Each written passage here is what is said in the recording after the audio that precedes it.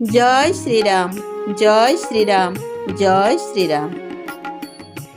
रामाय रामनाथाय रामचंद्राय भेदसे रघुनाथाय नाथाय सीताया पतये नमः, सीताया पतये नमः, सीताया पतये नमः, सीताया पतये नमः। प्रिय श्रोता बंधु, भक्ति मार्ग तरफ आपण मानक मोर स्वागत। आपण माने श्रवण करुछंती सेही परम ब्रह्म विश्वकर्ता सर्व सृष्टिर नियंता श्री रामंकर जन्म जीवनी उपरे आधारित संत तुलसीदासंक लेखनीकृत श्री वाल्मीकि महापुराण रामायणरू उद्धृत करा जाइथिबा सही श्रीरामचरित मानस।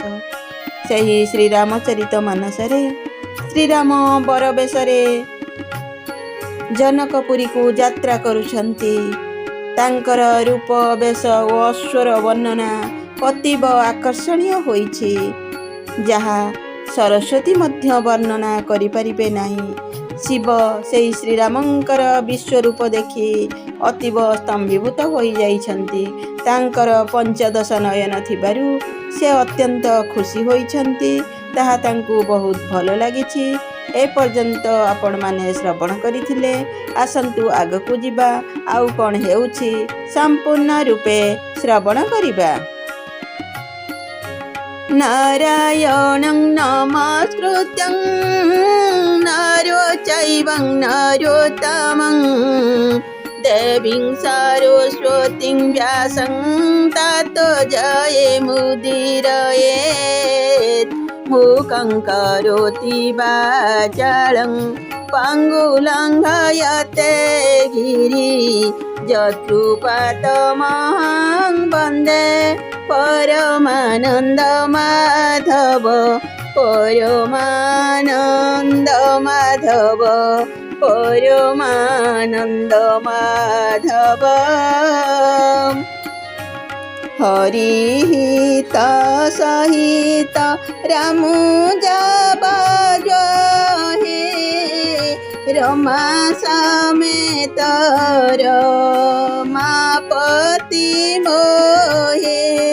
निरखी राम छवि विधि हरसने आठई नयन जानी पछिताने।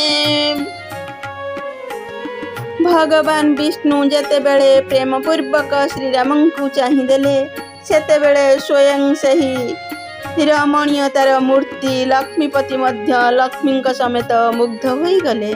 श्रीरामंकर शोभा देखि ब्रह्मा बड़ प्रसन्न हेले, किंतु निजर मात्र 8टी नेत्र अछि जानी से पश्चाताप कले।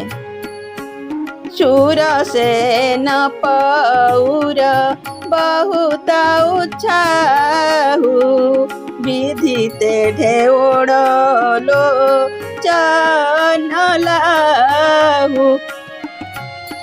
विधिते ढेओड़लो चनलाहु राम ही चित वसुरे सुजान सुजान गौतम श्रेय परमहितमानम। देव सेनापति कार्तिकेय मने मने खुशी हेले, कारण से ब्रह्मांकर 1.5 गुण संख्यक नयन रे अर्थात 12 नयन रे श्रीरामंकर शोभा दर्शन लाभ करिपारुथिले। सुविज्ञ इंद्र निजर सहस्र नेत्र रे श्रीरामंकर सौंदर्य दर्शन करिपारी गौतमक अभिशाप तांक प्रति हितकर होइथिला बोली मने कले। देव सकल सुरपति सिहाई आज पुरंदर सम कौ नाही मुदित देव गण राम ही देखी रूप समाज दुहर सुविशेषी। सबु देवता देवराज इंद्र को ईर्ष्या करी कहले आज इंद्रंक परि भाग्यवान होई अन्य केही नहीं। श्रीराम को देखी देवगण अति प्रसन्न हेले एवं राजा जनक दशरथंक गहणरे आनंदरे लहरी खेलीगला। अति हरसु राजा समाज दुदिशी दुंदा भिबाजहि घनी बरसाहि सुमन सुर हरसि कही जय जयति जय रघुकुल मणि। यही भांति जानी बरात आओ तो बाजने बहु बजाई रानी सुहासिनी बोली परिछनी हेतु मंगल साजही हेतु मंगल साजही।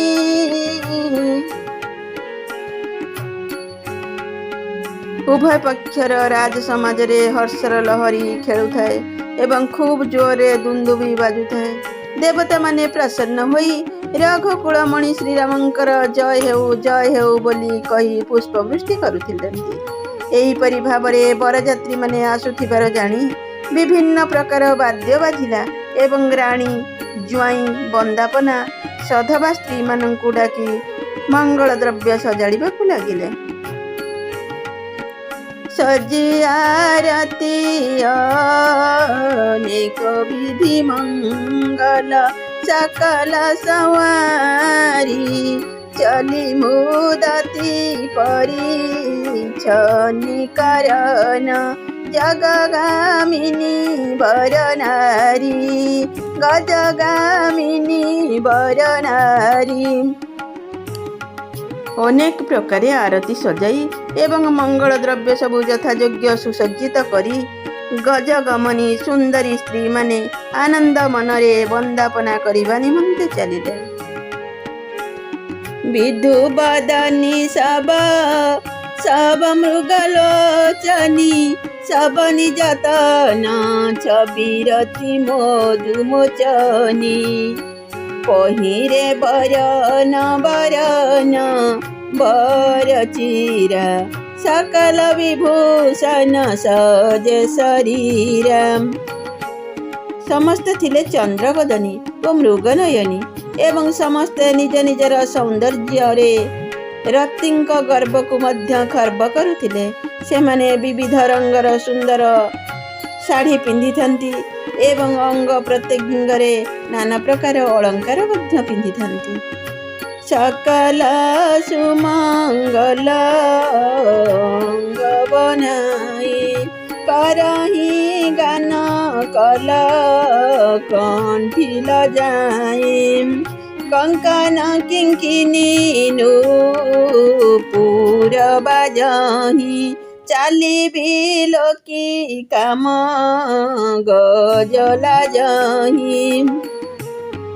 सकल प्रकार मंगल द्रव्य रे सर्पांग सजाई सेमाने कोकिल ठारू भी अधिक मधुर स्वर रे मंगल गीत गाउथंती। सेमानंकर कंकण किंकिणी ओ नूपुर रुणुझुणु होई बाजुथाए। सेही स्त्री मानंक चाली देखी कामदेवंक हस्ती मध्य लज्जित हेउथाए। बाजही बाजने विविध प्रकार नभरु नगर सुमंगलचारा सची शारदार माँ भवानी जे सुरति रुचि सहज शयानी। अनेक प्रकार वाद्य बाजुथाए। आकाश और गगन उभय स्थान रे सुंदर मंगलचार हेउथाए। इंद्राणी सरस्वती लक्ष्मी पार्वती आदि ନିତ୍ୟ ପବିତ୍ର ତଥା ବୁଦ୍ଧିମତୀ ଦେବାଙ୍ଗନା ମାନେ ମଧ୍ୟ ସେଠାକୁ ଯାଇଥାନ୍ତି। କପଟ ନାରୀ ବର ବେଶ ବନାଇ ମିଲି ସକଲର ନିବାସ ହିଁ ଯାଇ କରହି ଗାନ କଲ ମଙ୍ଗଳ ବାଣୀ ହରସ ବିବଶ ସବ କାହୁଁ ନ ଜାନି।